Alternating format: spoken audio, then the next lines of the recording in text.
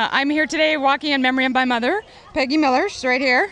She died in 1986, and of course, this was a long time, long before anything like this would have taken place in support of her. So she would, pretty much lived in silence and talk, and never been able to talk about it. Was ashamed to talk about it, and I'm so excited to see how many people come out here now. We did this today to just support breast cancer awareness.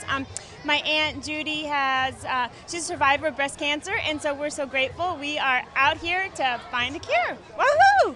I'm here for Race for the Cure for some friends that I know that has been afflicted with the disease. I'm here to give my support to them. I'm primarily doing this for all the unknown people that go through and don't get the support. Well, you can count on me to support you and a bunch of other people as well. I just wanted to thank everybody for coming out. This was really great. This is the biggest team we've had with Team Register. I just wanted to say that I have lost an aunt from breast cancer, and she was very dear to me, and so I'm here to honor her today, and I'm glad you were all here to honor this, and hopefully we get some money for research and find a cure for this. I'm running for 3 of the bravest people I know, Hetty, Lauren, and Princess Olivia. All the best to you. Thank you, everyone, for running the race.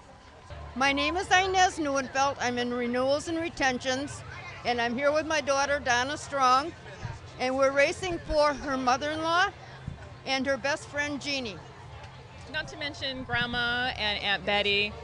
I think everybody's been affected by breast cancer in one way or another, whether it's a direct relative or a friend of a friend.